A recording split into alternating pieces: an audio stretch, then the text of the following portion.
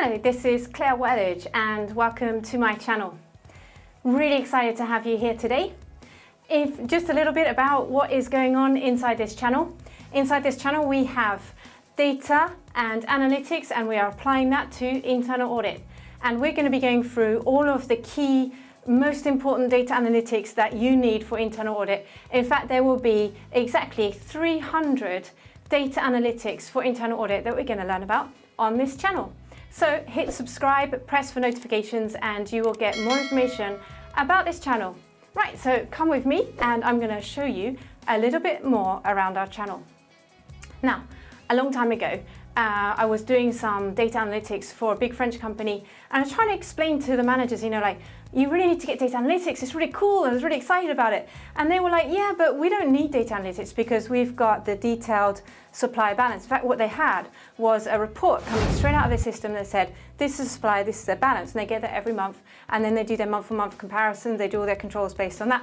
And I was like, okay, and I was a bit confused for a minute, and I went away and I was like, yeah, but what if they had rebates? What if there was one debit note for that supplier and the balance of the supplier was still creditor?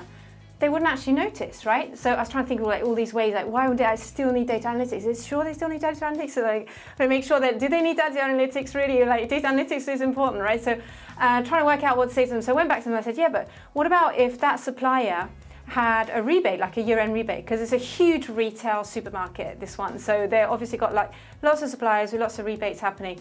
And I was like, what if one of those rebates didn't actually get paid? Would you see that in your supplier balance every month? And we thought about it and we were like, well, no, we wouldn't see it because, well, if the supplier remains to be a creditor, because suppliers are creditors, right? So normally they have a creditor balance. It's only if they actually give you a debit note before a year-end rebate that they can have a debtor balance, unless they keep selling you stuff and they keep becoming creditors. And because it's huge suppliers, they're always having an overall creditor balance.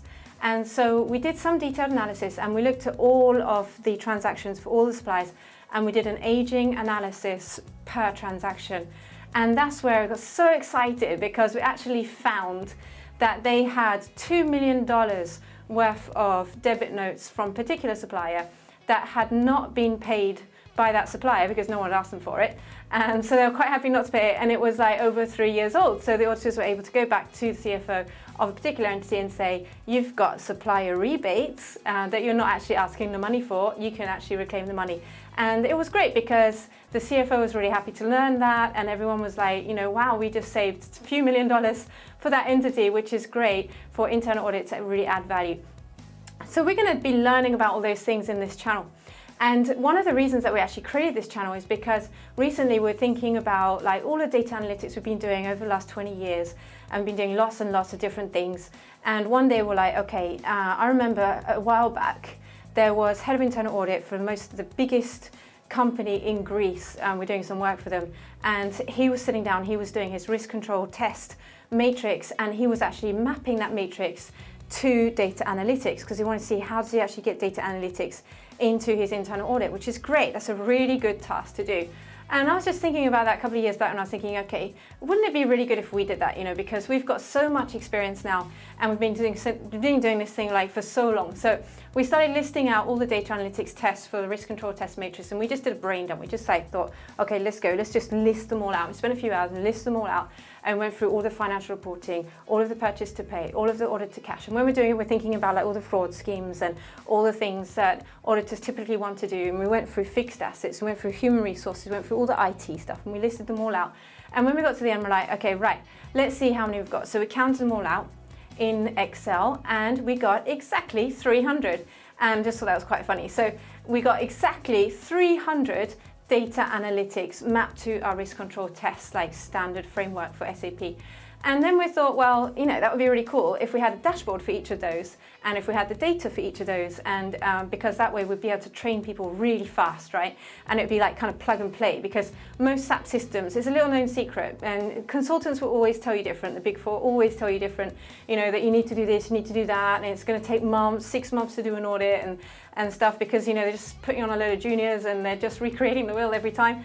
And they just want to charge their fees, right? But actually, pretty much every SAP ECC6 system is very similar, and the core is pretty much the same from one company to another. Even if you are talking about retail and then you're talking about oil and gas, it's going to be pretty much identical, right? The only things that are changing are the values inside the tables and fields, but the actual structure, when I talk about the structure of SAP, it's pretty much the same. So we can do something which is very plug and play. So what we did is we took that risk control test matrix and we actually built it into 300 dashboards.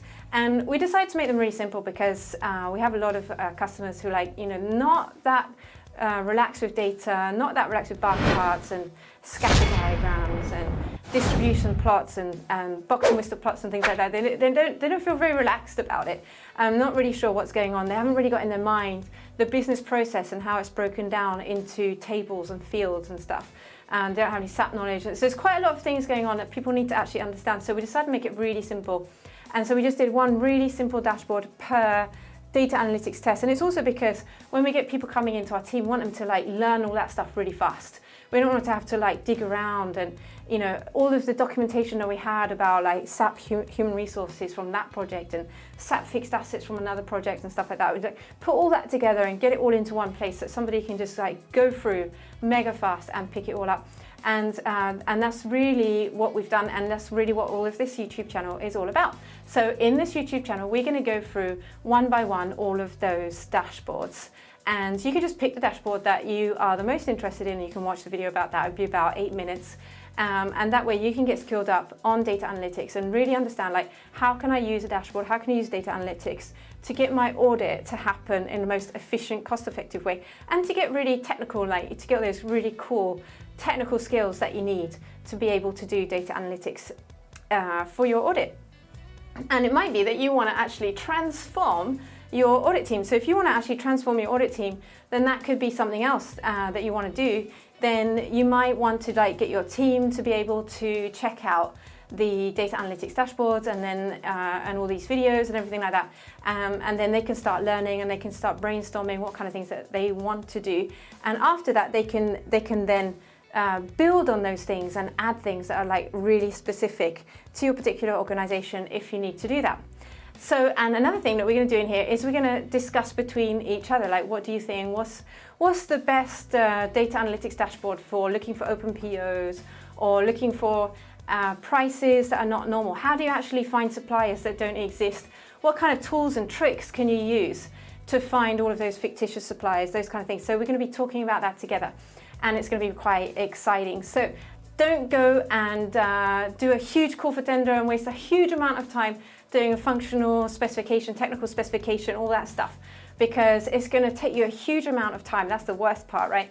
But then also you're going to have to ask for a huge budget from management. You have to justify it, and it's going to cost an absolute fortune. What you can actually do is just take everything that's existing out there already on the market, and we just package it all up together, and you can put that into your data analytics team in internal audit, and you can plug and play and go much faster that way, learning and using and getting that experience so that you can actually get on your way quicker. So hopefully this YouTube channel is going to train you all about that, and you're going to learn loads of things inside. So hit subscribe, hit notifications, write some comments down below. Let us know what you think, let us know what you want to know, and we'll be happy to reply to you. If you send me an email at cjw@aufinia.com, then I will send you back a t-shirt. If you send me your details, I will send you back a t-shirt for Audit Data Leaders, and you can become part of our team, part of our group, and we can start sharing all together inside this YouTube channel. And be really excited to hear from you here in Audit Data Leaders YouTube channel.